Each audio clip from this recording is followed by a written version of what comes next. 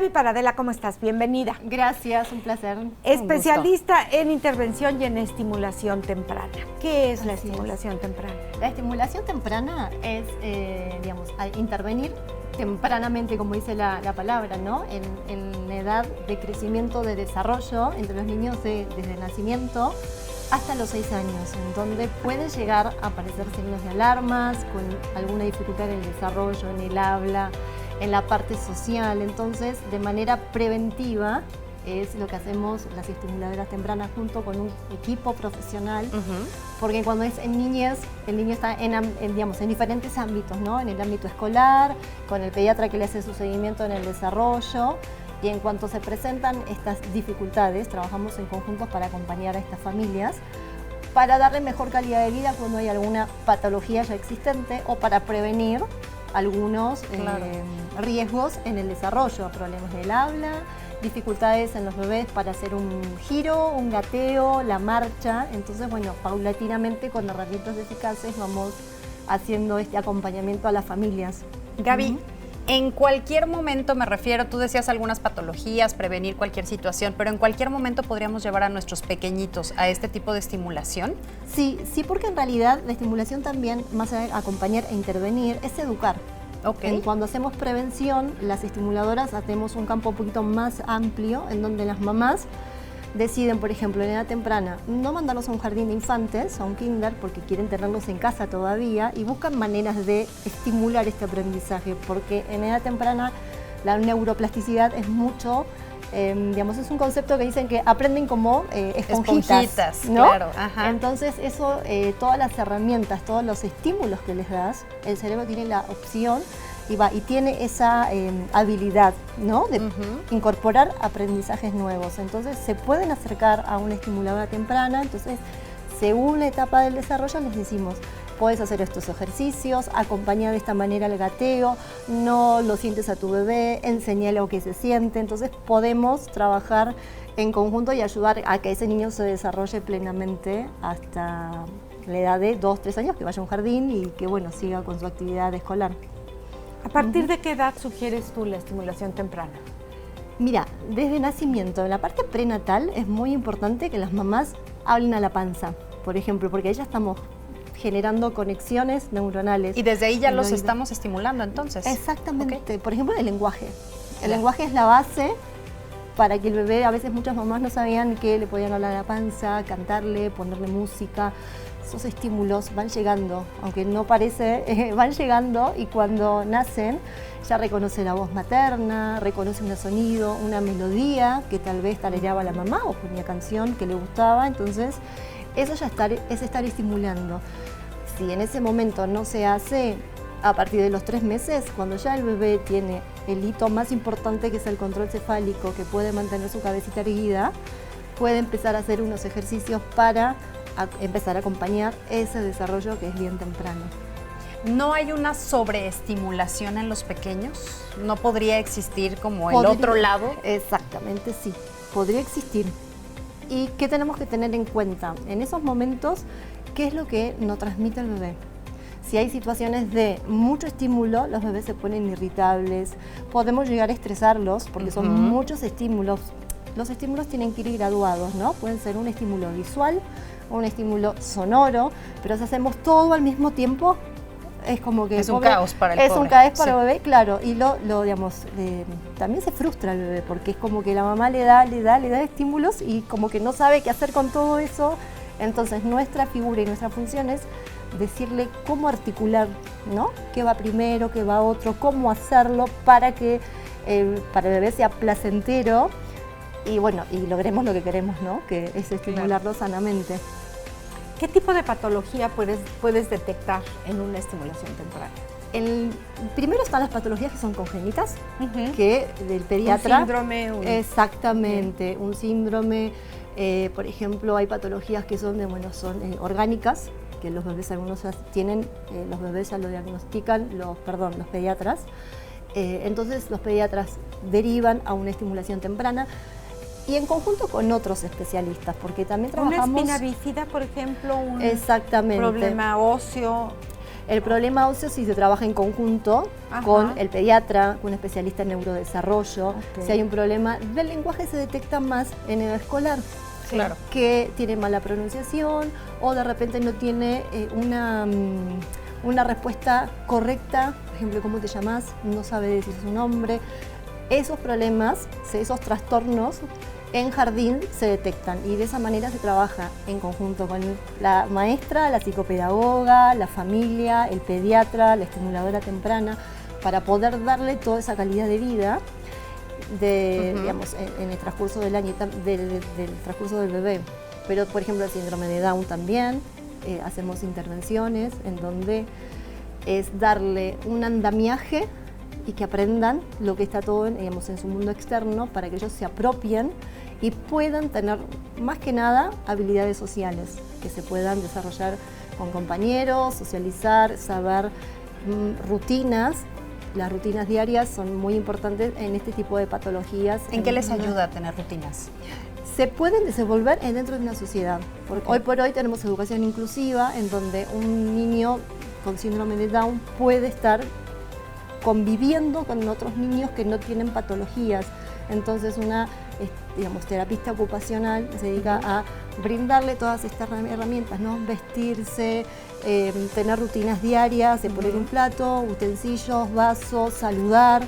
Entonces eso lo ayuda a una convivencia sana.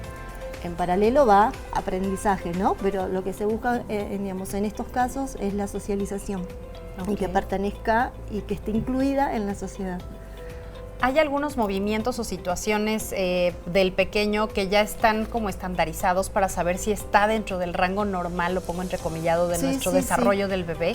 Sí, en ese, digamos, con esa mirada tenemos una evaluación del desarrollo. Ok. En donde con la mamá, si ve digamos, unos movimientos raros o ve que su bebé no está pudiendo hacer un movimiento o en edad más avanzada no puede pronunciar bien, hacemos una evaluación del desarrollo en donde ahí nos va a detectar, vamos a ver los signos de alarma y ahí va a ser los focos en donde vamos a poder trabajar.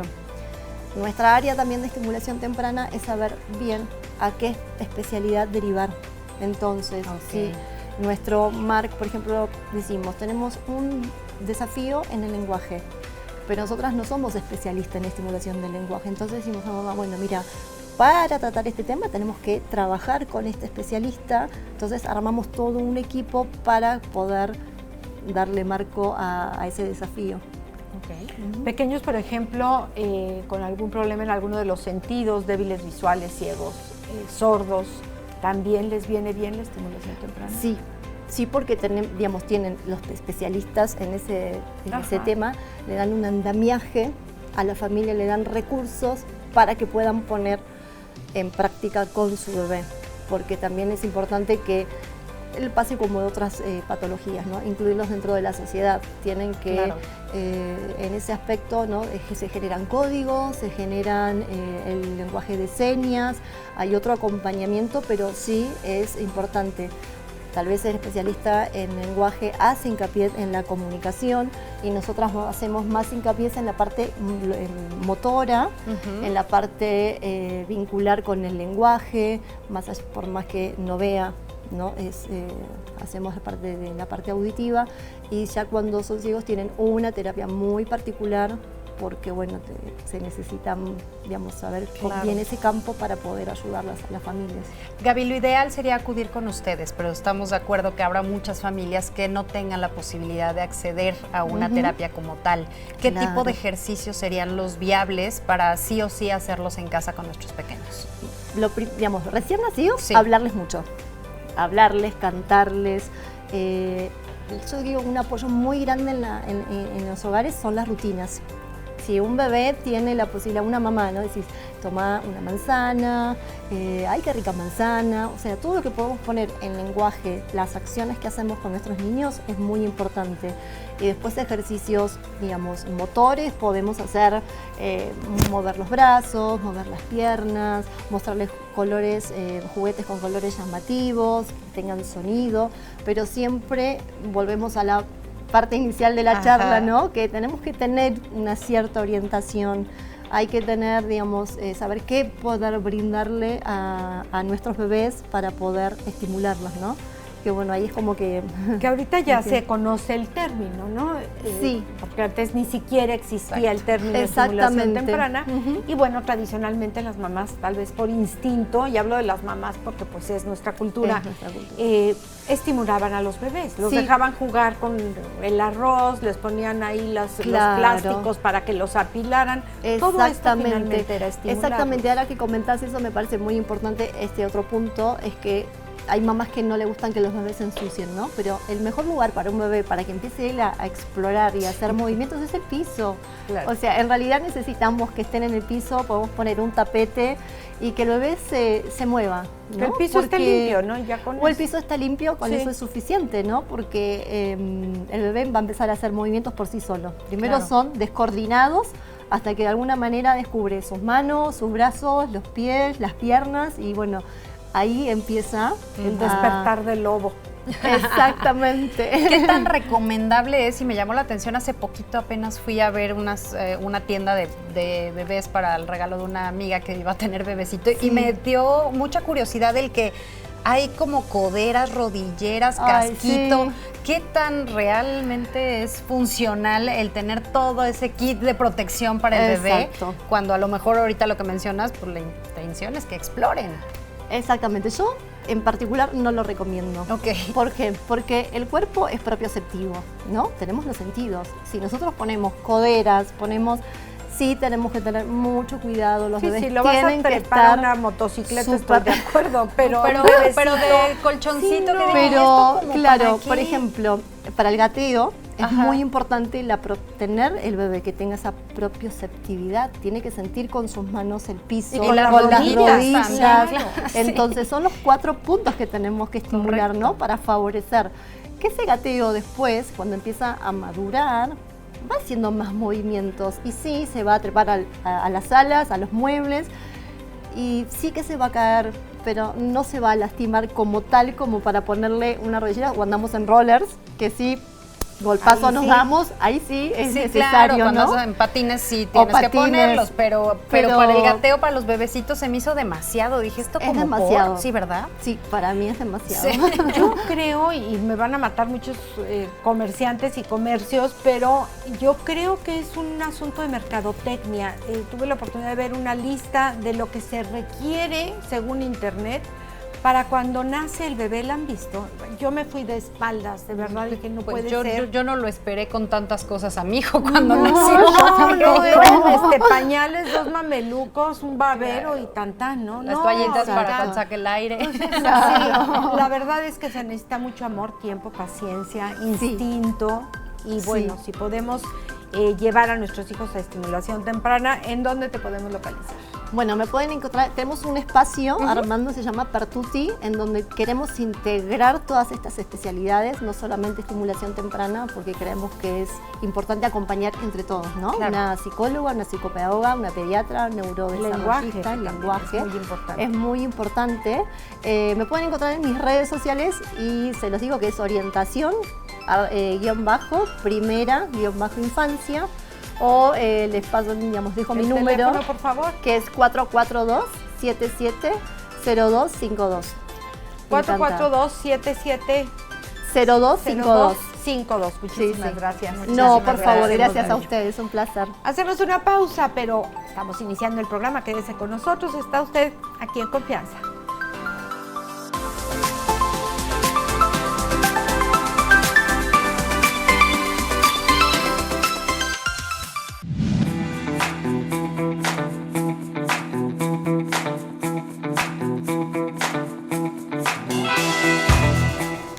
El libro de la semana, por supuesto, lo presenta Ricardo Ravel de la librería Sancho Panza. ¿Cómo estás, Ricardo? Bienvenido. Buenos días, Amelia. Buenos días a todo el público. Muy bien, muchas gracias. Aquí con mucho gusto. Se llama Colapso. Colapso.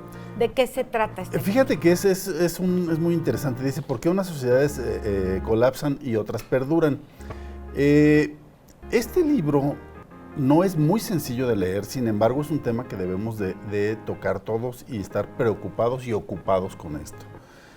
El autor nos hace un análisis aquí de algunas sociedades en el pasado cómo han tenido un esplendor muy grande y de repente pues se vienen abajo. Tenemos ahí en la portada una de las pirámides mayas, y es una de las sociedades que el autor analiza.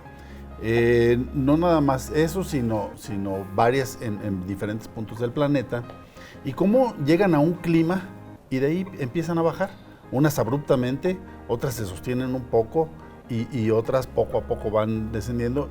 Y bueno, hace el análisis, ¿por qué pasa esto? ¿Por qué si no se dieron cuenta o bueno, pues lo fueron dejando y no hemos aprendido todavía en nuestra actualidad?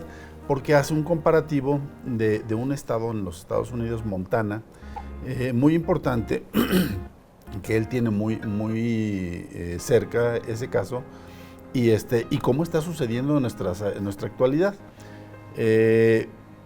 Empieza, bueno, pues con algunas de las sociedades, los mayas, cómo llegaron a su clima y se fueron acabando el entorno, los recursos naturales, guerras con los vecinos, dificultad para comerciar con otros pueblos, y bueno, entonces llegan a su clima, y generalmente ha sucedido en muchas de estas civilizaciones, que pues en cuanto llegan empiezan a bajar. Es muy difícil que se sostenga mucho tiempo una sociedad, sí, puede una ser cultura. que pasen muchísimos años, pero finalmente Sí, viene un en la declive. historia de la humanidad, De la bueno, humanidad. pues no es tanto. Nos habla ahí, por ejemplo, de la isla de Pascua. Pues es una isla remota en el Océano Pacífico, y sin embargo se considera que en esa isla vivían aproximadamente 15,000 personas. ¿Cómo construyeron esos monumentos tan complicados por su peso, por su tamaño, etcétera? Y sin embargo, bueno, pues casi llegó a desaparecer la civilización ahí. Cómo se comparan todas esas, desde el archipiélago de Hawái hasta la isla de Pascua, llegando hasta Nueva Zelanda, y cómo se fueron primero colonizando, y después, bueno, viene el declive. Y luego la pregunta, ¿qué pasó ahí? Exacto. ¿A dónde se fueron?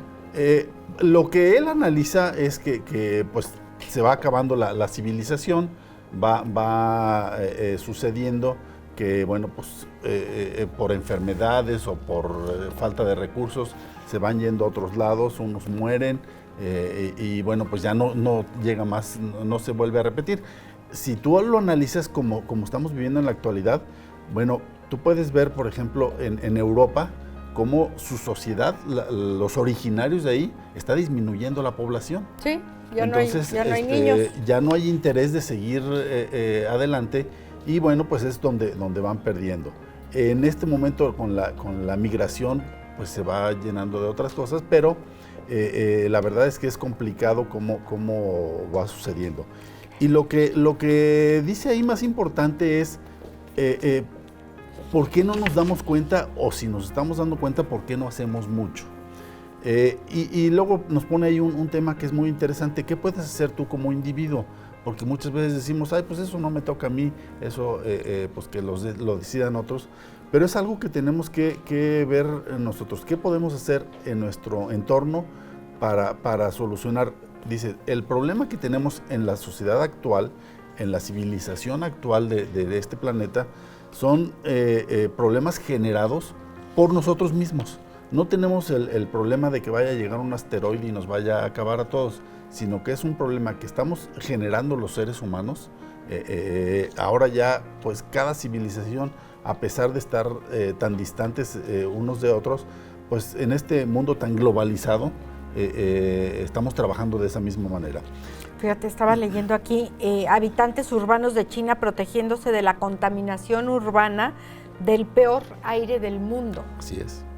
Y bueno, civilizaciones muy avanzadas, muy desarrolladas, que vemos que hacen unas maravillas.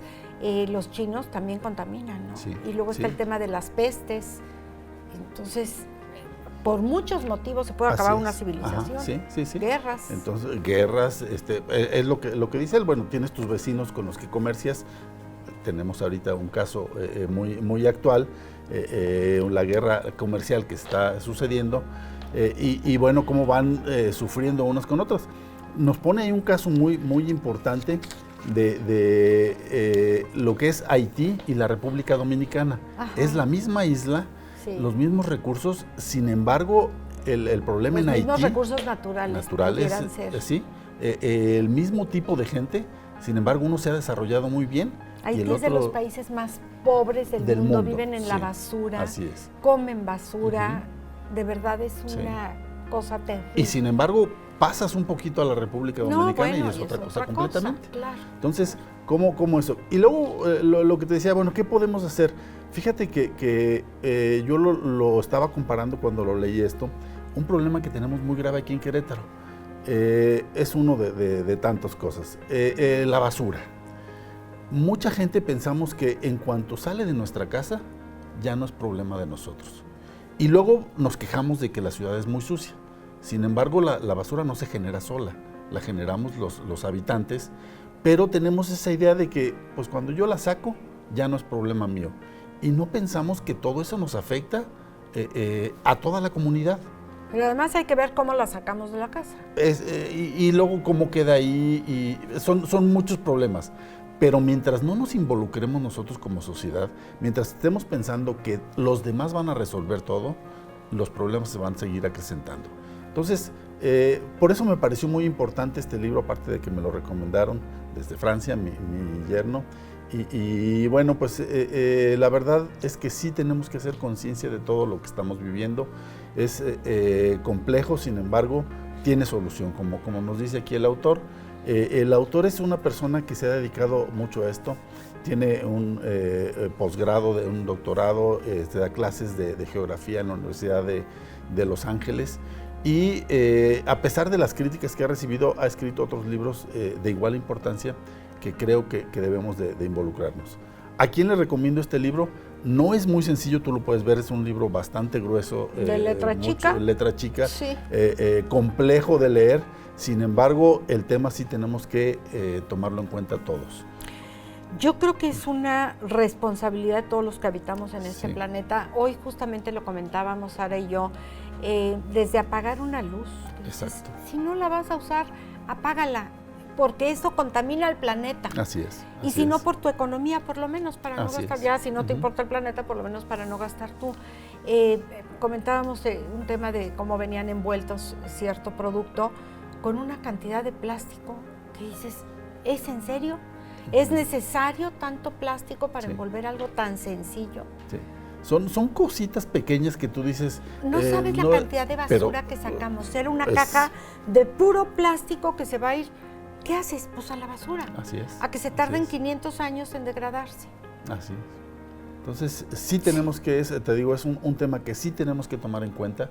El libro a lo mejor a muchas personas se les va a hacer complicado, sin embargo hay otros libros mucho más sencillos, pero este me gustó mucho por la profundidad con la que habla y bueno, hay que saber que sí tenemos un problema como humanidad. Creo que sí es un libro para buenos lectores. Sí, si usted está en el camino de convertirse en buenos lectores, no es para usted, hay otros. Ajá. Pero el tema sí es para todos, buenos y malos lectores y no lectores. Por favor, involucrémonos más en qué queremos, en cómo va a desaparecer esta civilización, si es que va a desaparecer pronto, qué va a pasar con nuestros hijos, qué va a pasar con nuestros nietos, qué mundo le estamos dejando, porque se oye ya una frase muy repetitiva, pero la verdad es que no todos hacemos algo. Fíjate que ahorita que dices ese qué mundo le estamos dejando a nuestros hijos, también hay que pensar qué hijos le estamos dejando al mundo. Justo. Porque no es lo mismo y la verdad es que sí es un problema muy grave. Y los hijos, los jóvenes, están más educados en temas ecológicos, de cambio climático y demás, que muchos de los adultos, que no tienen ni idea de lo que está pasando. Bueno, pues tenemos un presidente del país más poderoso del mundo que dice que eso es falso. Que no existe el cambio climático. Entonces, yo no sé dónde vive ese señor. La verdad es que qué ideas tienen, pero pues de que está pasando y es muy grave y tenemos que tomar conciencia de esto. Pues aquí está este libro, se llama Colapso, de Jared Diamond. Entonces, una buena recomendación para que por favor tomemos un poquito más de conciencia de cómo queremos vivir y cómo queremos que siga viviendo nuestra civilización. Y lo que hemos visto, la respuesta del planeta a lo que le estamos haciendo, pues se dejan ver, ¿no? Claro, Terremotos, claro. tsunamis, Sí, sí. huracanes. El planeta es un ser vivo que también se está defendiendo. Se está enojando y contra la fuerza de la naturaleza ahí sí no hay poder humano. Claro. ¿En dónde están ubicados? Venustiano Carranza, número 39, Interior 2, dentro del Corral de Comedias. Estamos con este y otras recomendaciones. Ahí los esperamos para que vayan y se acerquen a los libros. Perfectamente, muchísimas gracias. ¿Y el teléfono, por favor? 442-212-8141. Llámenos y si no tenemos el libro que busca, se lo conseguimos. Claro que sí. Fíjense que la siguiente entrevista, créanme que está muy, pero muy interesante. Está con nosotros Jesús Manuel Dorador y Alejandra Santos, vienen de ENES, del campus Juriquilla de la UNAM, y tienen un proyecto de lo más interesante, prótesis para ciudadanos ucranianos víctimas de conflicto bélico en aquel país. Vamos con ellos.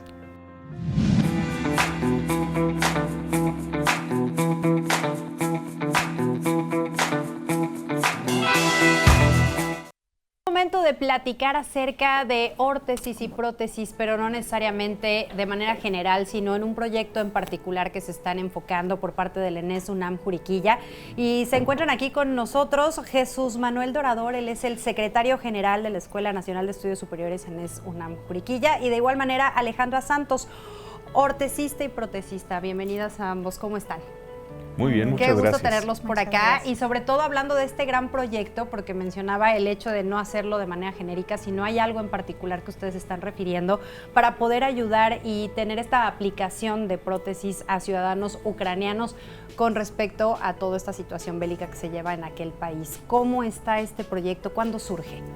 Este proyecto surge hace un par de años, que la sociedad civil ucraniana en México empieza a buscar cómo ayudar a sus compatriotas que están sufriendo los estragos de la guerra, particularmente por las minas terrestres. Estas que vemos en películas de guerra, tristemente siguen existiendo y siguen siendo una realidad en donde la persona pisa esta mina terrestre y ya no hay forma de que se salve. Algo va a pasar, explota y pueden morir o pueden perder alguna extremidad. Principalmente pierden los miembros inferiores.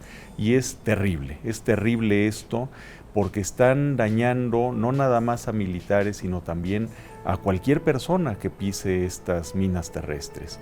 Y después de que terminan los conflictos, que esperemos logre terminar pronto, se quedan enterradas esas minas terrestres y siguen dañando personas. Es francamente terrible.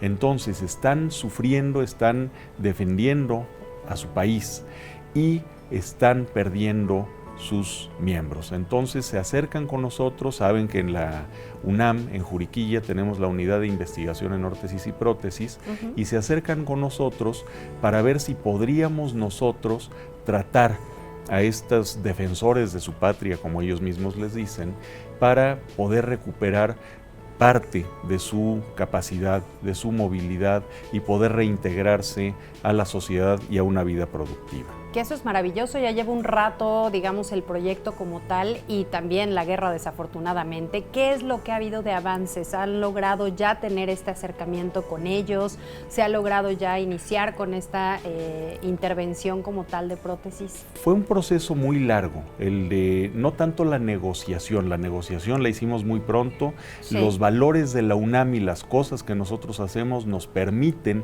trabajar con esta asociación civil ucraniana. Lo que no fue sencillo para ellos es seleccionar a los pacientes y traer a México a personas que puedan ser protetizadas. Nosotros ya tuvimos a una persona, que ahorita Alejandra nos va a platicar todo el tratamiento que se hizo con él. Estuvo aquí por varios meses. La sociedad civil ucraniana en México es quien patrocina todo, la venida, el traslado, claro. La estancia. Inicialmente querían traer a 6 personas al mismo tiempo. por logística no es fácil, porque simplemente no hay vuelos de Ucrania hacia afuera. Tienen que trasladarlos a otro país europeo y de ahí moverlos a México, y no es sencillo. Son procesos complicados, por eso se decidió empezar con uno, y ahorita estamos nosotros viendo la posibilidad de tener más pacientes en estas condiciones. Que es una gran labor, tanto efectivamente de todos los ucranianos que están buscando la forma de solidarizarse, de ver la manera de ayudar a sus compatriotas, pero también una gran labor aquí en México, aquí por supuesto en Querétaro, y que habla de la gran calidad en tema de investigación y todo lo que aquí en la ENES UNAM Juriquilla se tiene, que de manera internacional se busca llegar aquí. Alejandra Santos, tú como ortesista y protesista, cuéntame cómo fue este proceso. ¿Se recibe a esta persona ucraniana aquí en Querétaro y qué se empieza a hacer con él? Bueno, es importante mencionar que antes de que viniera, nosotros tuvimos una entrevista con el paciente para conocer su estado actual, ¿no? Okay. Porque nos interesaba mucho que al llegar acá pudiéramos empezar con el proceso y pues asegurarnos de que no tuviera alguna herida o alguna condición que pudiera limitar la adaptación de una prótesis. Entonces, ¿no todos son candidatos o somos candidatos a prótesis? Depende. Hay pacientes que por condiciones cardiovasculares o problemas respiratorios, pues la condición de usar una prótesis no siempre va a ser lo mejor, pero en este caso pues es un paciente muy joven, de 24 años, ya utilizaba una prótesis, pero esta prótesis estaba desadaptada porque había bajado de peso, entonces necesitaba una nueva prótesis. Al momento de llegar aquí a México, en noviembre del año pasado, hicimos una valoración multidisciplinaria por parte de medicina, de fisioterapia, de órtesis y prótesis, de nutrición, que son todas las áreas con las que contamos en la unidad, para determinar pues cómo estaba y cómo iba a ser el tratamiento en cada una de las áreas. ¿Qué miembro es el que no tiene? Bueno, él perdió parte del pie, le quedó la parte como solamente del talón y el resto pues faltaba, entonces es una amputación que se llama de tipo Chopard.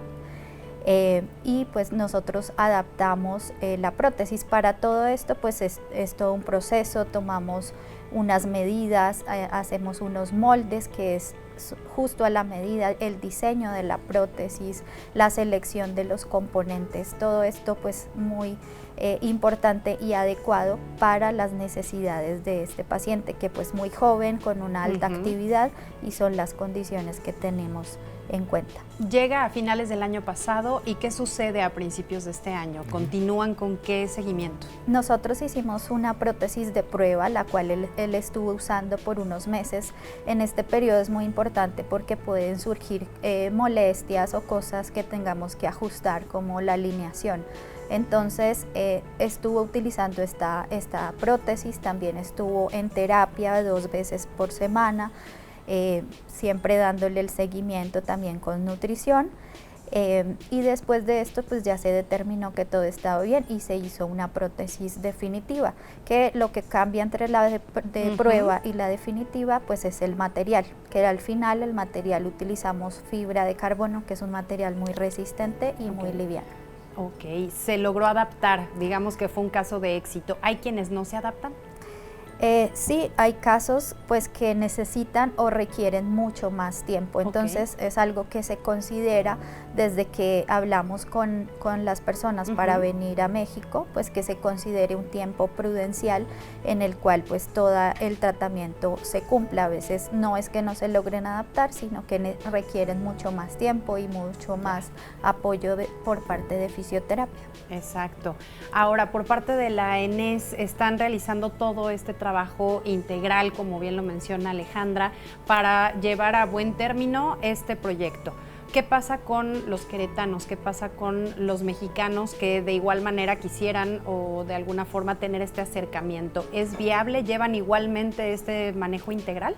Sí, por supuesto. Todo el trabajo que se hace en la unidad de investigación en órtesis y prótesis busca esa atención integral al paciente, en donde se hace la valoración como lo explicaba Ale, se hace el estudio de pertinencia del uso de los distintos tipos de componentes que puede llevar una prótesis o una órtesis, y se hace el trabajo profesional por los ortesistas protecistas con la participación siempre de alumnos que se están formando en la licenciatura en órtesis y prótesis, que están aprendiendo a hacer todo esto, y finalmente llegamos a algo como lo que se ve en la pantalla, en donde se están haciendo ya las pruebas de uso del sistema protésico o del sistema ortésico, claro.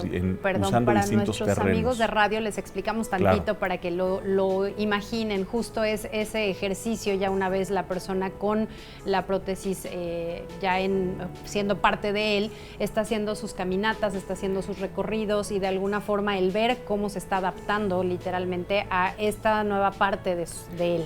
Estos recorridos los tienen que hacer en distintos tipos de terrenos, okay, tanto piedras como pasto, como concreto, como vemos terrenos escaleras irregulares, escaleras con distintos tipos de pendientes, rampas, y ahí aprenden a caminar de nuevo, a usar sus dispositivos. Y sí, todo esto está abierto, por supuesto, para todas las personas que lo requieren.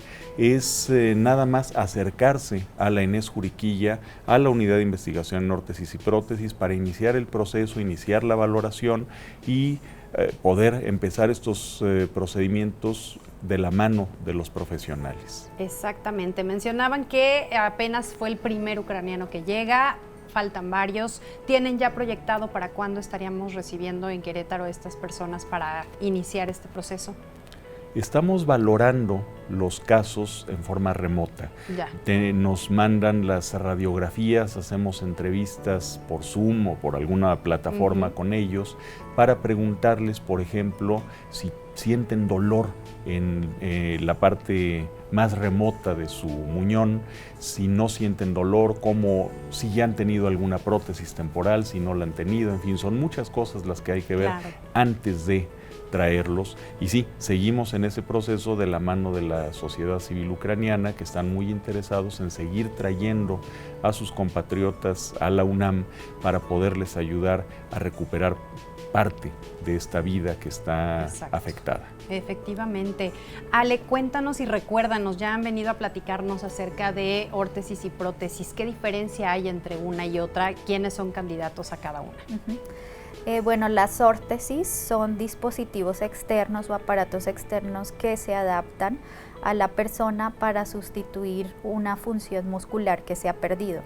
Y las prótesis ya es cuando hay una pérdida completamente de la extremidad. Okay. Entonces, para las órtesis, pues tenemos pacientes que han sufrido algún tipo de parálisis o accidente cerebrovascular que requieren de estos apoyos para caminar. Y en las prótesis, pues los candidatos, principalmente la primera causa de amputación es la diabetes. Entonces tenemos muchos pacientes que requieren de estas prótesis, y también pues los accidentes de tránsito y otras causas. No, bueno, y saber que existe esta alternativa, que la tenemos en México, que la tenemos en Querétaro, y que de alguna forma, por algo también de manera internacional, se están viniendo a atender aquí. Muchísimas gracias, Jesús Manuel Dorador, él como secretario general de la Escuela Nacional de Estudios Superiores de la ENES UNAM Juriquilla, y Alejandra Santos como ortesista y protesista. Igualmente han aparecido ya en pantalla los medios de contacto para que ustedes puedan recibir a quienes estén interesados. Y de este lado, por supuesto, aquí en Confianza, continuamos con más después de este corte. Muchísimas gracias a ambos. Gracias. Muchas gracias.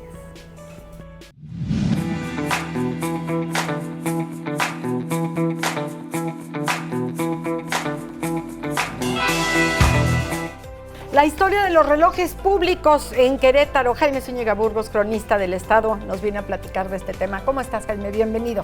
Gracias, Ani. ¿Habían muchos relojes? Fíjate, voy a hacer un resumen porque es muy extenso esto. Para la medida del tiempo, pues la traen los europeos. Aquí la gente se guiaba por el sol, era lo habitual. Y los europeos empiezan a traer lo que se llaman los relojes de piedra, que eran los relojes de sol, que tiene la parte de atrás una piedra donde estaban graduadas las horas de acuerdo a lo que iban ellos observando durante el año, porque había relojes de primavera y relojes de invierno. Todavía se conservan muchos de ellos, sobre todo en construcciones que fueron de los religiosos. Los religiosos tenían que pues los oficios se regían por los relojes de sol. Tenían que estar más a tiempo, Sí. entonces. En varias casas, solo en una o dos, aquí en Querétaro, en casas particulares como la Casa de los Perros de Ignacio Mariano de las Casas, hay unos relojes de este tipo, relojes de sol. Y en la mayoría de los templos, San Agustín, la Parroquia de Santiago, el Museo Regional de Querétaro, hay este tipo de relojes. ¿Para qué lo usaban los clérigos? Para llamar a misa. Entonces ellos veían la hora, pero la transmitían hacia la población al llamar con las campanas, a llamar a los oficios religiosos. Entonces ya sabía la gente que a la media era una campanada, cuando faltaba un cuarto eran 2, y cuando estaban ya dejando eran 3, que era a la hora que se iniciaba el Santo Oficio.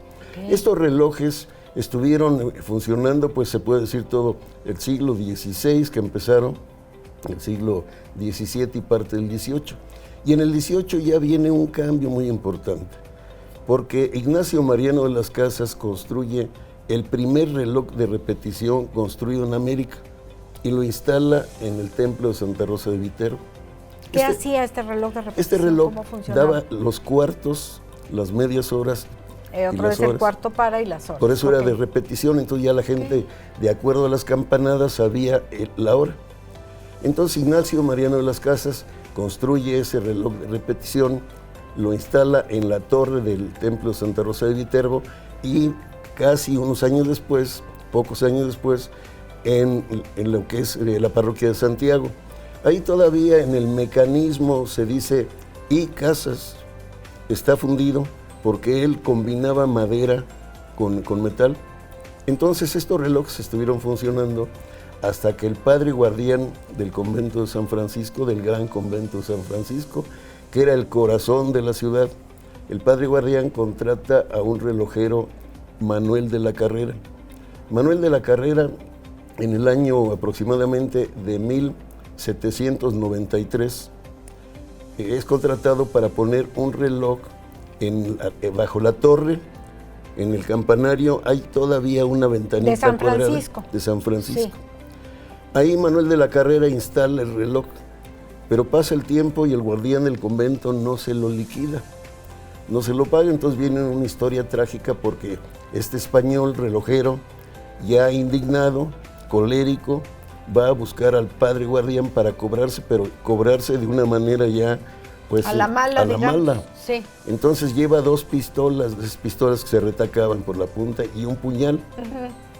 Se dice en las crónicas, Valentín Frías relata este episodio, de que estando el padre guardián orando, llega de la Carrera, lo sorprende y le dispara la primera pistola, pero no dispara. No sale. La segunda lo quema al padre, pero no le da el proyectil. Y cuando se le iba con el puñal, entonces el padre guardián grita y en su auxilio acuden otros sacerdotes. Como castigo a este Manuel de la Carrera, lo juzgan y lo condenan a muerte, como escarmiento. Porque el clero y el gobierno era lo mismo, en esa época se protegían. Entonces lo matan. Hace el reloj, no se lo pagan, no se y lo luego pagan, lo mata. Y le cuesta la vida, y todavía después de muerto, como escarmiento para los queretanos, le cortan la mano derecha y la clavan en una de las capillas que estaban donde está el Gran Hotel. Ahí había, en esa parte se iniciaban las capillas, eran 5. Ahí en la capilla de San Benito está durante años la mano clavada, como estuvieron las cabezas. Las cabezas, claro. Qué mal gusto eso. Era una cosa, ¿no?, sanguinaria, pero sí, pues lo hacían como escarmiento. Sí. Y para que otros no lo repitieran, ¿no? Sí. Era una manera de atemorizar a la gente. Muerto ya de la Carrera, este reloj funciona hasta la época del gobernador Rafael Olvera. El gobernador Rafael Olvera, general, con mucho dinero, muchas propiedades, le quiere dar modernidad a Querétaro. Entonces, ese reloj de la Carrera se lo llevan al convento de la Cruz, y en el frente, en el frontis, le hacen igual que tiene San Francisco, pero San Francisco, donde está el reloj, está sobre un muro, y allá donde lo ponen era el frontis, que es la entrada, donde no tenía muro abajo, era un arco y se empieza a vencer. ¿Y cómo lo detenían? Claro. Sí, se empieza a vencer y lo cambian a un costado, y este reloj todavía está por ahí. En el costado de En el costado del Templo de la Cruz. Conjuntamente a esta modernidad, en la tierra del General Olvera, en la fachada, en el frontis de la misión de Santiago Apóstol, donde está Santiago Apóstol, perfora para poner un reloj, el que está todavía allá. Que está aquí cerquita. En Jalpan. En Jalpan, en Jalpan, sí, en su tierra. Entonces esto fue muy criticado por la destrucción que hizo de parte de la misión, pero el General Olvera importa de Inglaterra un reloj que es precioso, que está dentro de una vitrina, atrás de la carátula que vemos en San Francisco. Hay una pequeña vitrina donde está todo el mecanismo, es de contrapesos, y lo que llama la atención es que el péndulo tiene unas rosas de oro que se están moviendo ahí. Es un reloj espectacular, muy bonito, que durante años un relojero, Rafael Escoto, el señor Escoto, le estuvo dando mantenimiento tanto al de San Francisco como al de Santa Rosa de Viterbo. Estos ya eran los relojes de repetición, y el de San Francisco fue el reloj que rigió la vida de Querétaro hasta los años 60, 70 del siglo pasado. Todo el mundo oía el reloj y ya sabía qué hora era. A las 9 campanadas la gente en la noche corría. Junto con los leones que soltaban. A León, sí, soltaban a León. Eso decían. El señor Trinidad Rivera, que fue el constructor del Asilo Rivera, donde hoy es la Cruz Roja, construyó lo que es también la Casa de los Leones en la calle del Rastro, en Juárez, la antigua calle del Rastro. Entonces él importó también un reloj de repetición que estuvo ahí funcionando durante muchos años, hasta que muchachos traviesos de por ahí por el rumbo le empezaron a robar las piezas y lo inutilizaron. Pero había también otra forma de conocer el tiempo en Querétaro, que era el silbato de las fábricas. La fábrica de San José de la Montaña, que estaba por el rumbo sur de la ciudad, pues se escuchaba en toda la ciudad, se escuchaba el silbato que estaba anunciando que ya los trabajadores, los obreros a esta industria textil era hora de retirarse. Retirarse los del turno Oye, nocturno. Jaime, ¿y el sereno, el que iba a las 12, el sereno también era una manera de ubicarte a qué hora era? El sereno era un vigilante nocturno, sí, que traía una linterna, y esa linterna la utilizaba para prender las lámparas. Con ese fuego prendía las lámparas. Y gritaba las 11 de la noche y sereno. Y sereno. De allí le vino lo de el sereno. Ok.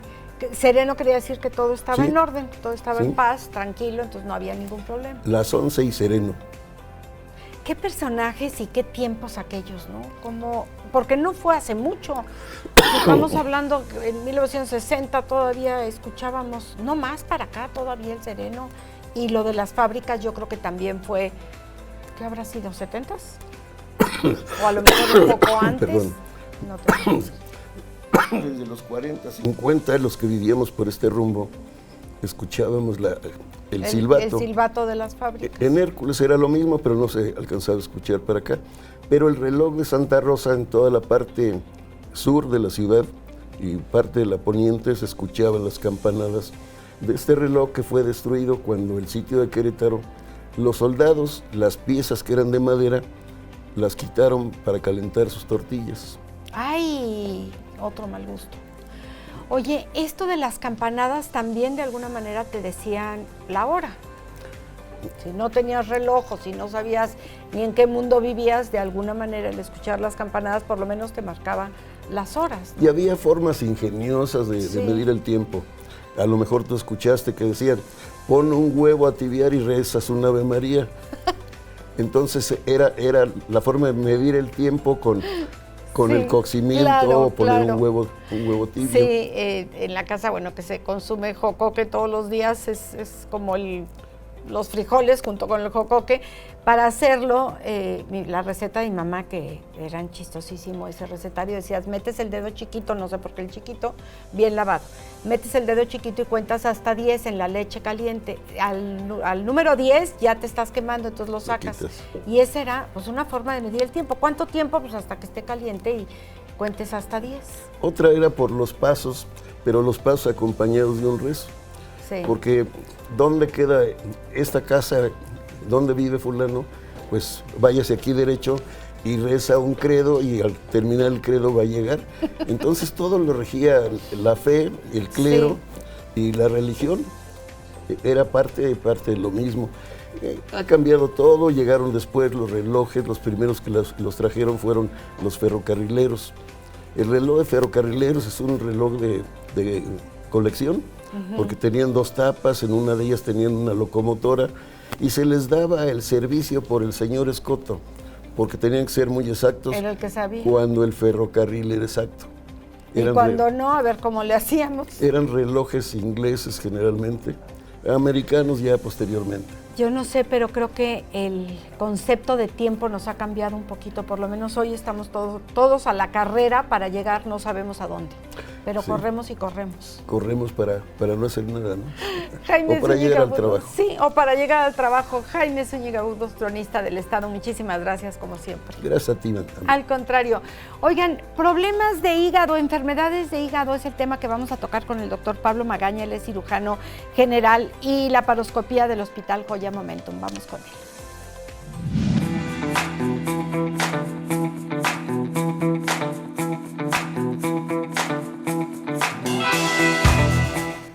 Ya estamos de este lado con el doctor Pablo Magaña. Él es cirujano general y laparoscopía y nos encanta que el día de hoy nos acompañes, Doc, para platicar acerca de estos problemas que pueden llegar a ocasionar en temas hepáticos. Bienvenido, ¿cómo estás? Muchas gracias. ¿Qué tal? ¿Cómo días. estás, Gracias por la doctor? invitación. Bienvenido. Gracias por estar aquí. ¿Por qué dolores o problemas, enfermedades del hígado con un cirujano? Ok, ¿Dónde entras? La primera parte es que no solo soy cirujano general y laparoscopista, soy cirujano hepatobiliar y soy experto en trasplante, tanto de hígado como de riñón. Entonces, por eso... Por eso llegar contigo. No, con razón. No, pues, dije, así a ya ver con qué toda la tiene que ver. confianza, caray. Sí. ¿Trasplante de hígado ya se hace en Querétaro? Estamos trabajando en eso. Estamos trabajando en eso. Actualmente hay pocos centros en el país que tienen un programa exitoso. La mayoría están en la Ciudad de México, Monterrey, Guadalajara. Y hay algunos en el norte, por ejemplo en Chihuahua, que han tenido éxito de trasplante para pacientes pediátricos, principalmente. Para pequeñitos. ¿De qué se enferma el hígado? Bueno, hay diferentes causas, ¿no? Las primeras pueden ser de tipo metabólico, ¿no? La obesidad, hígado graso, eventualmente genera cirrosis, ¿no? La cirrosis es un estado del hígado de inflamación crónica y de cicatriz que impide su funcionamiento adecuado y además genera tumores. La cirrosis entonces no nada más está relacionada con el alcoholismo, que lo hemos escuchado. No nada más. Exacto. No nada más. Hace algunas décadas era la causa más frecuente que se tenía detectado, pero ahora vemos que está muy relacionada con enfermedades metabólicas, ¿no? Principalmente la epidemia en países donde hay obesidad, la esteatosis que genera en cirrosis. Hay otras enfermedades, por ejemplo, las autoinmunes, ¿no? Que es hepatitis autoinmune, colangitis esclerosante, cirrosis biliar primaria. Y existe otro tipo de enfermedades, por ejemplo, enfermedades de depósito, ¿no? De hierro, está la enfermedad de Wilson, que es depósito de cobre. O sea, se puede enfermar de muchas cosas. El hígado se puede enfermar de muchas cosas porque es el gran laboratorio del cuerpo. ¿Qué hace? ¿Qué función tiene nuestro cuerpo? Bueno, es el gran laboratorio. Entonces, trabaja con todos los nutrientes que le damos, todo el intestino, estómago, intestino, colon, drenan a una vena muy grande que llega al hígado, que se llama vena porta, y tiene todos los nutrientes. Entonces metaboliza, ¿no? Ayuda al metabolismo de todos los nutrientes. Además fabrica proteínas y fabrica factores de coagulación. Entonces, pues, sin hígado no se puede vivir. Correcto. ¿De qué se opera el hígado? ¿De qué se opera el hígado? De diferentes cosas. La patología más frecuente, quirúrgica, o sea, vamos a decir que lo que más se opera es la vesícula. Todos hemos escuchado de piedras en la vesícula. Pero es como vecino del hígado. Es parte del hígado. Ah, es parte. Es parte del hígado. Está adyacente. Está adyacente. Ahí juntitos, vecinito. Y entonces cuando la bilis se precipita, se forman cristales y después piedras, se obstruye. Afortunadamente, pues se puede quitar sin ninguna complicación. Es de las cirugías que más frecuentes se hacen, ¿no? Y se hace por laparoscopía, es el gold standard. ¿Qué pasa si no te operas? ¿Realmente es funcional? ¿Puedes seguir con estos dolores o te causa otra situación? Sí, bueno, desde la parte funcional tenemos que entender que de bilis producimos más o menos de 1 litro, 1,5 litros al día. Y la capacidad de la vesícula es de 30, máximo 50 mililitros. ¿Qué pasa con la otra cantidad de bilis? Pasa de manera normal al intestino para absorción, ¿no? Y metabolismo principalmente de las grasas y otros elementos. Cuando decimos se me derramó la bilis, ¿es una frase hecha o sí se puede derramar hacia algún lado? No, la verdad es que esto venía como de las creencias de los griegos que se hablaban de los humores, ¿no? Y entonces es una expresión que ha persistido a lo largo del tiempo, pero no tiene que ver ni con los corajes ni otras cosas. Tiene que ver con los componentes de cómo se forman las piedras, ¿no? Que principalmente son sales biliares y colesterol. ¿Tiene que ver con la alimentación, perdón? Claro. Ok. Claro. ¿Qué tendríamos que evitar? Pues en general uno de los 3 componentes que entran en juego para la precipitación es el colesterol. Pero hay un componente muy importante que es del metabolismo innato, ¿no? Entonces, hay personas obesas que tienen enfermedad, ¿no? De litiásica de la vesícula, hay gente delgada que la tiene, e incluso hay enfermedad de la vesícula sin piedras también.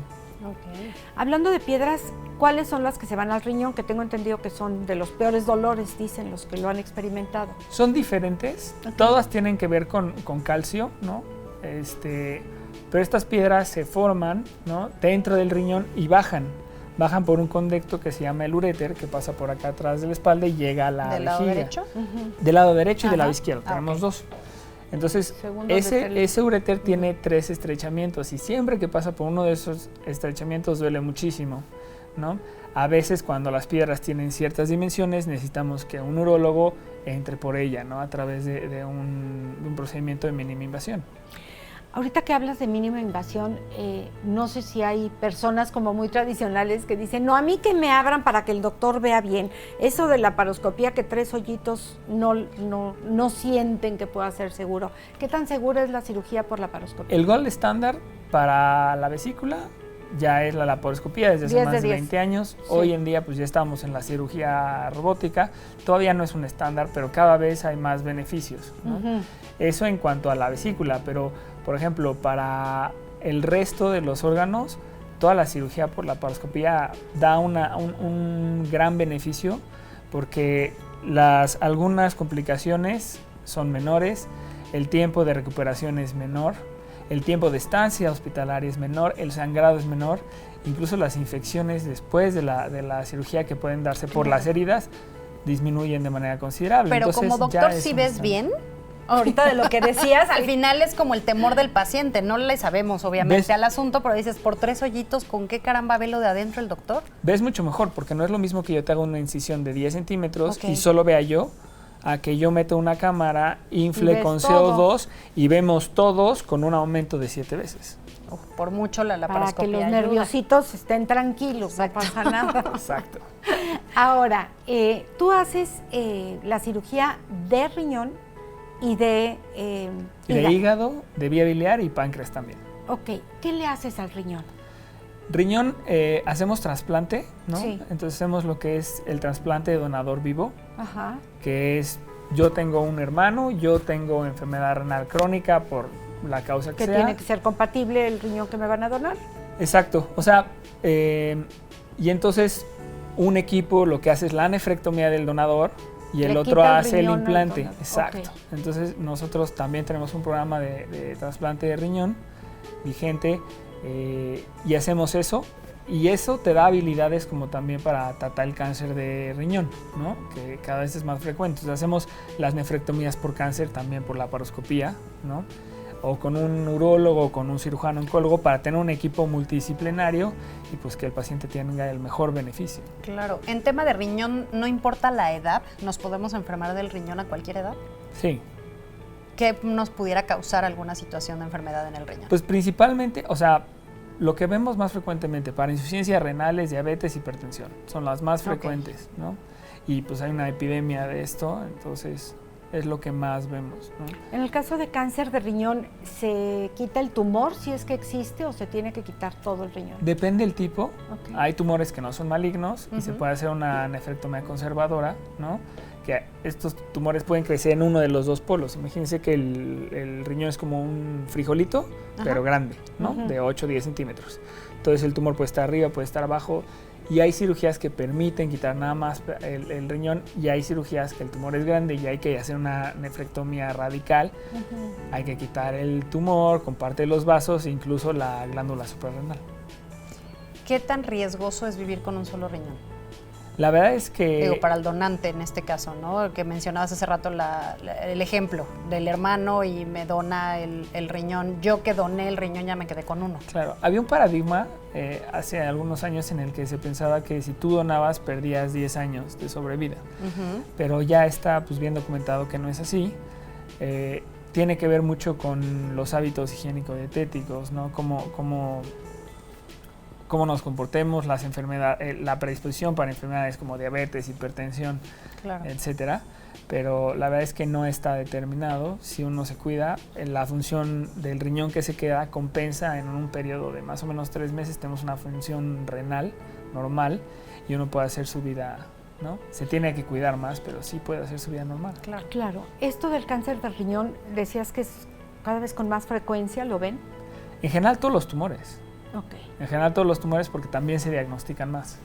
Claro, el asunto es el diagnóstico, que ahora cuentan con aparatología maravillosa, ¿no? Claro. ¿Da síntomas tanto el hígado como el riñón? Sí, pero los dan avanzados. O sea, cuando ya sentimos algo ya pasó el tiempo. O sea, el problema de esto es que muchas veces cuando ya hay síntomas, la enfermedad ya está muy avanzada y a veces ya hay pocas cosas que ofrecer. Hay estudios de escrutinio que se hacen como para mama, la mastografía, ¿no? Y hay estudios que se llaman hallazgos incidentales. Hacemos un estudio de imagen por algún otro motivo. Y resulta que ya apareció. Y entonces, ¿no? Eso nos pasó la semana pasada. O sea, fíjate, hablando de esto, una paciente que llegó por una enfermedad de la vesícula, le hacemos un estudio y le aparece el tumor en el riñón. Y entonces entramos y quitamos las dos cosas, se fue a los 2 días a casa, está excelente, ¿no? Llegaron a tiempo, pero por una manera incidental, como dices, no era por búsqueda. O sea, esto no estaba programado, ¿no? Claro. Pero dices, qué bueno que tuvimos un hallazgo y que lo encontramos de manera temprana y pudimos ofrecerle el tratamiento. ¿Podríamos de prevenir oportuna. de alguna forma? Ahorita mencionabas la mastografía, vamos viendo justo cómo va, si todo va bien cada año, en fin. ¿Para estos órganos se podría hacer algún estudio recurrente para ver que todo vaya bien? No, ¿O no es necesario? Desafortunadamente para el hígado y para el riñón no está como tan establecido. El examen general de orina nos da bastante información y para el hígado los laboratorios generales, si no hacemos una vez al año un check-up, nos va a dar algo de información. Exactamente. Sandra Hernández nos llama. ¿Cuáles son los síntomas si tengo piedras en el riñón? Para el riñón pasa algo que se llama cólico renureteral. Entonces viene un dolor fuerte de tipo cólico que empieza en el abdomen y da como por pulsos. Da muy fuerte y se quita, da muy fuerte y se quita. Puede acompañarse de fiebre, náusea, vómito. ¿No? Y es un dolor que típicamente nos dobla, o sea, no te quedas en tu casa. Y que te lleva al hospital, por supuesto. Doctor Pablo Magaña, muchísimas gracias. ¿En dónde te podemos localizar? Muchas gracias. Bueno, yo estoy en Ángeles Centro Sur. El teléfono del consultorio es 4422-04-2289.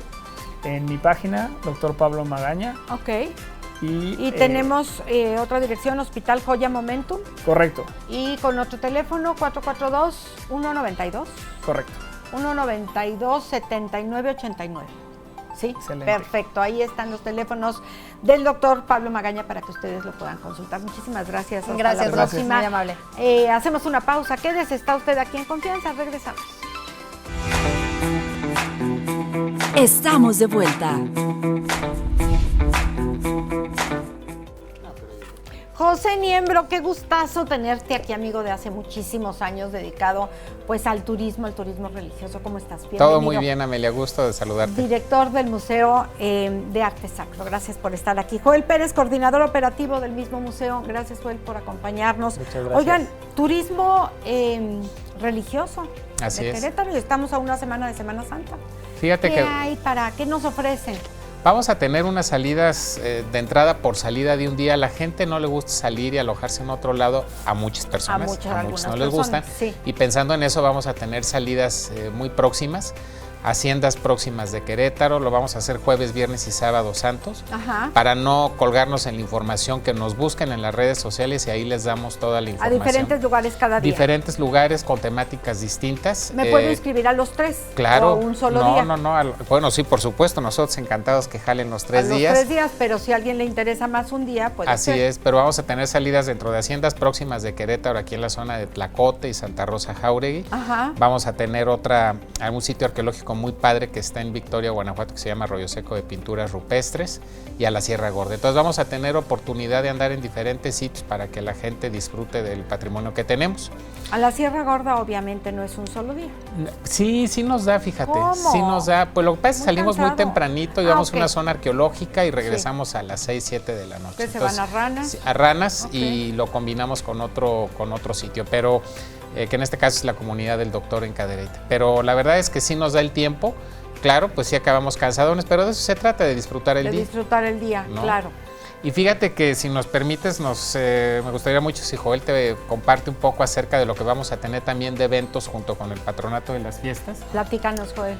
Bueno, Amelia, comentarte y comentarle al público que para nosotros este año es muy importante porque el museo cumple 10 años de que se inauguró este espacio cultural, pues que le ha dado mucha vida académica, cultural y de viajes a Querétaro. Justamente hemos hecho una muy buena alianza con el Patronato de las Fiestas del Estado de Querétaro y han visto al museo como un espacio propio para ofrecer mucho que tiene que ver con la academia. Justamente mañana inicia un temario que va a hablar mucho de la vida de Semana Santa en Querétaro. Conferencias que están abiertas a todo público, conferencias que pueden asistir, me parece que es a las 5 de la... A las 11 de la mañana. A las 11 es en la mañana. ¿En dónde van a hacer? Ahí en el Museo de Arte Sacro. Sacro. Y justamente este año, Amelia, le hemos dado mucho impulso a lo académico. Tenemos seminarios que te llevan a hablar desde el Porfiriato, desde Porfirio Díaz, que está por iniciar en junio. Vamos a hablar también de las ciudades patrimonio de la humanidad en Querétaro, de Querétaro propiamente, Zacatecas, Durango, etcétera. Este seminario lo estamos impartiendo en conjunto con el municipio, la Secretaría de Turismo del municipio de Querétaro. Okay. Y uno muy importante que para nosotros es una punta de lanza de lo que hemos venido haciendo en el museo. Vamos a hablar del Camino Real de Tierra Adentro, pero este seminario se va a combinar, y es la primera vez que lo hacemos, con visitas a los puntos importantes considerados patrimonio de la humanidad, como la Hacienda Chichimequillas, el Portal del Diezmo en San Juan del Río. Pero lo interesante es que vamos a ir a estos lugares a escuchar a especialistas del Camino Real, y pues bueno, para la gente va a ser de mucha importancia vivir el lugar y vivir lo que vengan a compartirnos los especialistas. Y lo que vamos a aprender de Exactamente. los especialistas. Y vienen de Zacatecas, vienen de Durango, de San Luis Potosí, de aquí de Querétaro. Tenemos mucha gente capacitada para hablarnos de toda la temática del Camino Real. Nosotros siempre hemos dicho que el Camino Real le hace falta mucha difusión y que la gente lo conozca y que se lo apropie, porque es un gran producto turístico y es un gran producto histórico que debe de pues, conocer muchísima gente, ¿no? ¿De dónde a dónde va el Camino Real? Adelante. ¿Vale? Va desde la Ciudad de México hasta Taos en Nuevo México. O sea, son, no recuerdo el dato... 2.900 kilómetros. 2.900 kilómetros, pero quienes han impulsado mucho este tema es gente de Durango. El ingeniero Rubén Durazo, que justamente va a ser parte de los ponentes, nos ha dado una de ideas que se pudieran hacer en torno a ese itinerario cultural, que además ya tiene el grado de ser considerado patrimonio de la humanidad, pero hay que impulsarlo más. Ya nos da vínculo con la UNESCO y ya nos da ese potencial de promoverlo internacionalmente, ¿no? Yo creo que sí necesita un mucho de promoción. Bastante. Porque mucha gente no tiene idea. No, son 9 estados. Son 9 estados. Y justamente el seminario que vamos a hacer es en los lugares. El Camino Real tiene 90 sitios como tal, abonados al expediente técnico. En el caso de Querétaro es el Puente de la Historia de San Juan del Río, el Centro Histórico de San Juan del Río, la ciudad de Querétaro, Hacienda de Chichimequillas, que tú conoces y es preciosa, y la Capilla de Buenavista en Santa Rosa Jauregui. Ahí en esos sitios vamos a hacer sede o subsedes de este proyecto académico, ¿no? Por eso la gente va a aprovechar para conocer estos lugares, pero sería muy bueno que el gobierno valorara potencializar un poco el desarrollo de productos turísticos en esto, porque cuando ya te empiezas a meter a fondo qué es lo que sube a Querétaro y es la garganta del Camino Real de Tierra Adentro a través de San Juan del Río, te das cuenta que tenemos un tesoro que no estamos aprovechando en jalar nuevos proyectos. Me fascina la ruta del queso y del vino de Querétaro, pero no es todo. No es todo y hay mucho más que tenemos que abrir a nuevos productos y demás. Y relacionado a eso, también aprovechar para dejar una invitación, 30 de mayo, salimos al Camino San Junípero Serra, que tú sabes está cobrando mucha fuerza. Vamos a estar 4 días por allá haciendo lo que es la Ruta del Agua. Es una temporada muy buena porque el río nos va a permitir caminar por todo el borde, desde Arroyo Seco hasta prácticamente Jalpan. Algunos tramos no son sobre el río, pero en buena medida sí lo hacemos de esa manera. Nos damos un viernes, caminamos sábado, domingo y lunes, regresamos, ¿no? Entonces vamos a darles toda la información. Ya esto también. como que mucha gente le está entrando, ¿no? Sí, es que es una nueva corriente de turismo, ¿no? Y yo creo que la nueva corriente del turismo en este sentido de hacer contacto con la naturaleza y de senderismo, pues el Camino San Junípero Serra es un proyecto que está enfocado a eso, a la espiritualidad y seguir como ejemplo misionero a un gran santo que ya es propiamente queretano, San Junípero Serra, pero también este contacto de espiritualidad, de la naturaleza, que ahorita yo creo que es algo que está en boca de todos, ¿no? El tener este tipo de experiencias. ¿A quién va dirigido este camino? Pues prácticamente a todos. Vamos con un grupo de la náhuac, pero está abierto a todo el público. Quienes se quieran inscribir, es decir, si te das cuenta, la náhuac, pues un grupo universitario, pero está abierto a todas las generaciones. Personas mayores, ¿qué tan accesible es? Para que pues personas mayores es muy puedan accesible. Y nosotros vamos con gente capacitada en la atención de este turismo, pues así porque decirlo. Hay guías ya acreditados y certificados sí. en todo lo que tiene que ver con la reserva de la biosfera. Sí, o sea, no están experimentando de vente por la derecha o por la izquierda, no, está la ruta trazada. Las rutas ya están trazadas, ya están desde el 2019 trazadas y ya van un sinnúmero de peregrinos que han hecho esta experiencia. Y comentarte también que vamos a venir llegando justamente de una pues de una agenda muy pesada y sobre todo de tener contacto con personalidades en España. Vamos con Monseñor Martín Lara a Caravaca de la Cruz a hacer un hermanamiento de caminos. Allá tienen el camino de Caravaca de la Cruz. Y vamos a tener la posibilidad de que quienes hayan hecho ese camino de Caravaca de la Cruz, que ha tenido un éxito extraordinario, y quienes hayan hecho el camino Junípero Serra, les puedan entregar un certificado de una caravaquensi transoceánica que te va a permitir pues colocarla en tu egoteca de tu casa, ¿no? Sí, de tu sala, para que tengas la parte de haber peregrinado en Europa y de haber peregrinado en América. Aunque no hayas peregrinado en Europa. No, sí, lo tienes que hacer, tienes que hacer el camino de Caravaca de la Cruz. O sea, tienes que combinar los dos. Para que te den esa... Y a la inversa también, a los que hicieron el... Exactamente. Entonces, si te das cuenta que... el hermanamiento, claro. Exactamente. Querétaro va a tener un punto importante de promoción en esa parte de España, que es Murcia.